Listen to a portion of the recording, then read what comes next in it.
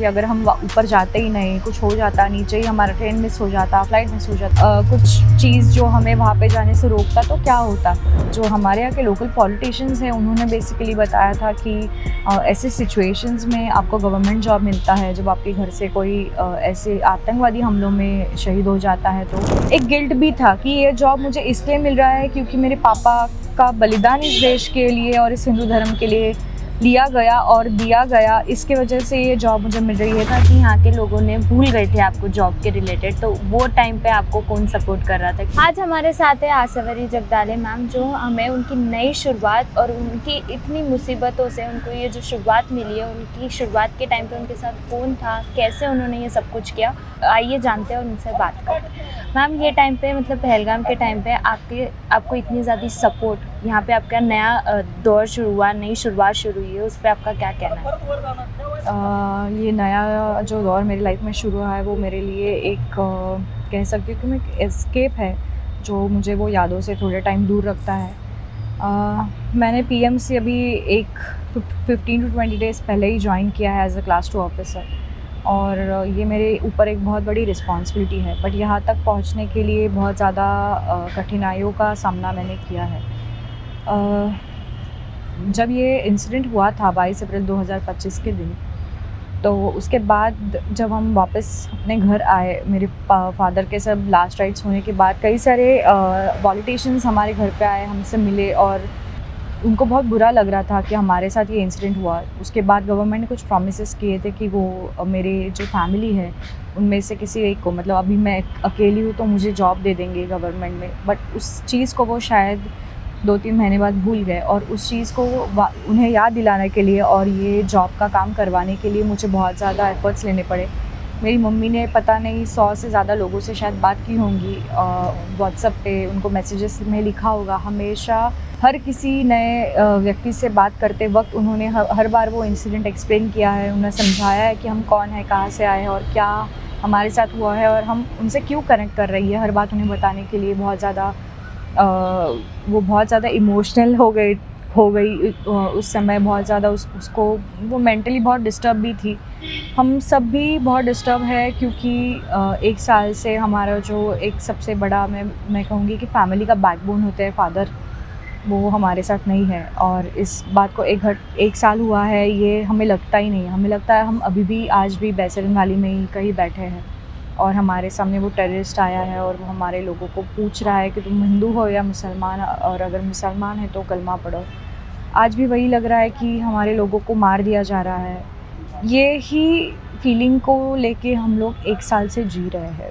ये जॉब बस कुछ घंटों के लिए मुझे वो चीज़ भुलाने के लिए मदद करता है, बट जब भी मैं शांत बैठती हूँ या फिर कुछ सोच रही होती तो और अचानक से वो चीज़ें मेरी आँखों के सामने आ जाती है तो बहुत बुरा लगता है कि हम उस वक्त कुछ कर नहीं पाए। अपने लोगों को बचाने के लिए हम कुछ नहीं कर सकते थे, क्योंकि जब अपने पास कोई राइफ़ल नहीं है तो हम सामने वाले का सामना कैसे करें जिसके पास AK-47 जैसी गन है। यही सब चीज़ें बार बार दिमाग में आती रहती है। बहुत सारे ख्याल आते हैं कि अगर हम ऊपर जाते ही नहीं, कुछ हो जाता, नीचे ही हमारा ट्रेन मिस हो जाता, फ्लाइट मिस हो जाता, या जो भी बड़ा से बड़ा कुछ चीज़ जो हमें वहाँ पे जाने से रोकता तो क्या होता। बट ये नहीं होता है और वो बहुत ज़्यादा मुश्किल हो जाता है उस चीज़ से बाहर निकलने में। तो मैम, अभी जो इतना मतलब ये सब दौर देखा हमने, एक ही नहीं कई लोगों की जान गई थी, उस समय आपको स्ट्रेंथ कौन दे रहा था इस चीज़ से जूझने के लिए, हिम्मत से? जैसे आपने बताया कि आपकी मम्मी एक बहुत बड़े सपोर्टर थे। जैसे हमने देखा कि यहाँ के लोगों ने भूल गए थे आपको जॉब के रिलेटेड, तो वो टाइम पे आपको कौन सपोर्ट कर रहा था? क्योंकि वो टाइम पे ऐसा होता है कि जब कोई चले जाता है और स्पेशली घर का बैकबोन जब चले जाता है तो कुछ समझ नहीं आता है कहाँ जाना चाहिए और कहाँ नहीं। एक्चुअली इस जॉब से रिलेटेड और इस चीज़ को पूरा करवाने के लिए हमारे जो आजू बाजू के लोग हैं उसमें से कुछ हमारे पड़ोसी भी हैं जिन्होंने हमारी बहुत मदद की है। मेरे फैमिली में, एक्सटेंडेड फैमिली में कुछ लोग हैं जिन्होंने मदद की है। जो हमारे यहाँ के लोकल पॉलिटिशियंस हैं उन्होंने बेसिकली बताया था कि ऐसे सिचुएशंस में आपको गवर्नमेंट जॉब मिलता है जब आपके घर से कोई ऐसे आतंकवादी हमलों में शहीद हो जाता है तो उन घर के पीड़ित लोगों में से किसी को जॉब दिया जाता है। तो ये बात भी हमें लोकल पॉलिटिशियंस के थ्रू और हमारे जो आसपास पड़ोस के लोग हैं जो गवर्नमेंट से मतलब जिनको गवर्नमेंट का सिस्टम कैसे चलता है वो पता है, तो उन लोगों की हेल्प की वजह से मैं यहाँ तक पहुँच पाई हूँ। ऐसा हो जाता है कभी कभी कि आपको आपका रास्ता नज़र नहीं आता कि किस रास्ते से आप वहाँ तक पहुँचोगे, तो इसमें कुछ लोग ऐसे आपको मिल जाते हैं जो आपको गाइड करते हैं। एक मतलब मैं आपको बताना चाहूँगी खासकर कि एक दिन ऐसा था कि मुझे और मेरी मम्मी को ऐसा लगा कि हमें होप्स छोड़ देने चाहिए कि कुछ काम नहीं होगा। तो हमारे यहाँ एक भैया रहते हैं, उन्होंने मेरी मम्मी को सजेस्ट किया कि आप मेधा ताई से बात करो, she is a member of Rajya Sabha. So हम लोग उनके घर गए, उनसे मिले, तो उनको बहुत बुरा लगा कि इतना सब होने के बाद भी अभी तक मुझे जॉब नहीं मिली है। So she said that she will help me out, वो मेरी मदद करेंगी। तो एक दिन वापस मैंने उनको फ़ोन किया जस्ट टू नो कि क्या हुआ है आगे। तो वो उस टाइम दिल्ली में थी, एक अधिवेशन वहाँ पे चल रहा था। तो मेरी मम्मी ने उनको सजेस्ट किया कि आप ये चीज़ अधिवेशन में रखो, मेरे बेटी के जॉब से रिलेटेड आप वो सभा में डिस्कस करो उसको। तो उन्होंने कहा कि ये टॉपिक अलग है, बट मैं अमित शाह जी से, जो हमारे होम मिनिस्टर है, उनसे बात करूँगी।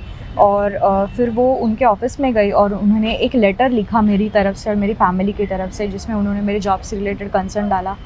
और वो पोस्ट जो है उनके फ़ोटो के साथ और मेरा जो डिटेल्स डाला था उसके साथ, वो बहुत ज़्यादा वायरल हो गया, जिसकी वजह से मीडिया हमसे वापस कनेक्ट कर पाई। और मीडिया के थ्रू हम लोग ये अपना जो अधूरा काम था, वो मैसेज था, हम सीएम और डिप्टी सीएम तक पहुंचा सके। और उसके बाद फिर 1-1.5 महीने के बाद मेरा जॉब लग गया। जब आपको ये फाइनली अपॉइंटमेंट लेटर मिला इतना मतलब करने के बाद, तो उस वक्त आपकी फीलिंग क्या रही थी? और कहाँ कई लोगों ने आपको वो टाइम पे सपोर्ट भी किया होगा, और फिर आपको लगा कि वो टाइम पे मतलब अगर मीडिया नहीं होती थी या फिर सिस्टम इतना स्लो है, या फिर क्या आपको वो टाइम पे समझ आ गया होगा? एक तो ये है कि अगर आपको आपका कुछ काम करवा के लेना है तो आपको खुद को उसके लिए आगे बढ़ना पड़ेगा, खुद को खड़े रहना पड़ेगा, खुद को ही मतलब आप सोचो कि हमारा दुख इतना ज़्यादा बड़ा था, बट फिर भी हमें ही सब चीज़ों का फॉलोअप लेना पड़ रहा था, हमें ही उसके लिए आगे बढ़ के लोगों से बात करनी पड़ रही थी। तो ऐसा है कि इंसिडेंट चाहे जो भी हो, अगर आपको आपका काम करवा के लेना है तो आपको खुद को ही खड़ा रहना पड़ता है, is what I learn from this. और दूसरी बात ये थी कि जब ये ऑफ़र लेटर मुझे मिला तो मैं बहुत ज़्यादा इमोशनल थी, क्योंकि एक तो इतने सारे स्ट्रगल के बाद, और उससे ज़्यादा दुख की बात जो सबसे पहले मेरे दिमाग में थी कि एक गिल्ट भी था कि ये जॉब मुझे इसलिए मिल रहा है क्योंकि मेरे पापा का बलिदान इस देश के लिए और इस हिंदू धर्म के लिए लिया गया और दिया गया, इसके वजह से ये जॉब मुझे मिल रही है। तो ये मुझे जॉब एक बहुत बड़ी रिस्पॉन्सिबिलिटी के तौर पे मिल रही है कि अभी तुम्हारा भी फ़र्ज़ है कि तुम इस देश के लिए कुछ करो, इन लोगों के लिए कुछ करो जिनकी तुम हेल्प कर सकते हो। और दूसरा ख़्याल ये था कि अगर पापा होते और मुझे ये लेटर मिलता तो वो कितने खुश होते। ये चीज़ को मैं सोच के बहुत ज़्यादा रो रही थी उस दिन, मैं बहुत इमोशनल थी।